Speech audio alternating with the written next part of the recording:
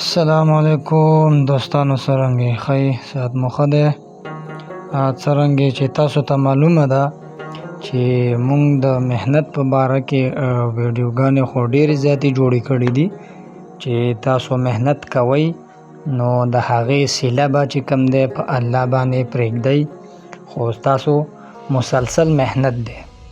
نو نن هم دغه شان په خپل روټین سره په دغه پټي کې لګیایي او شروع دي مهنت دی نو د یو فصل.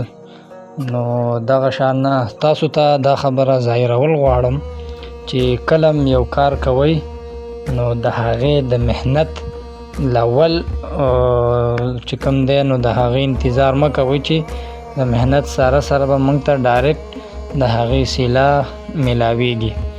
نو دا تاسو کتی شئ چې په دې پټي کې مونږ لاول څومره خواري کوو، لاول د هغې کنسته دي، بیا د هغې نه وروسته د هغې لیول دی او دغه شان دا مهنت جاري دی. په ډېره سخته سره دا مهنت کیږي ځکه چې هر یو کار چې کوم دی دا داسې آسان نه کیږي.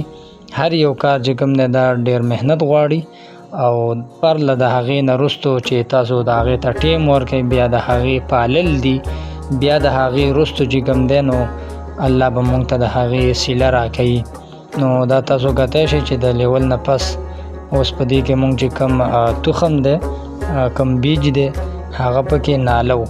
نو کرل هم نه دي، کرلو کار بیا هم آسان وي، چلو ټیکټر به واړئ، ماشین به واړئ، خو دا تاسو ته زه دا وایم چې د مهنت به لږ سپیشل کوئ، لږ به زیات کوئ، د خلکو نه به لږ خاص کوئ.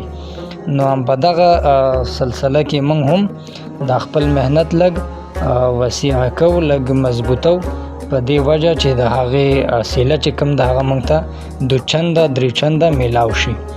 نو که تاسو کتی هم شئ دا شین فصل تاسو وینئ، دا ما تقریبا میاشت 20 ورځې مخکې دا کرلی و، خو تاسو کتلی شئ چې دا هم اوس په دې اندازه دی. دا ولې چې دا د مهنت صله ده او دا تاسو کتی شئ. نو دا داسې نه ده چې ګنې بس دا مونږ پټي ته وراچولی ده، خود به خود راختلی، د دې د اوبو د سرې د هر قسمه انتظام مونږ کړی دی.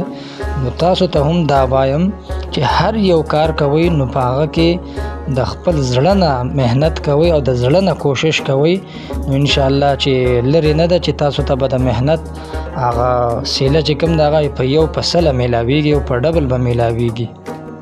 نو دوستانو که دا ویډیو درته ښه لګېدلې وي او زمونږ په دې مهنت باندې تاسو ته څه نظر وي هغه را سره په دې خپل کمنټ کې شیر کړئ چې آیا زمونږ دا مهنت ښه دی که نه، یا مونږ ډېر زیات لږ سودایان شوي، یا چې کوم دی زمونږ په دې مهنت کې څه کامیابي شوي، هغه راته هم په کمنټ کې ویلی شئ.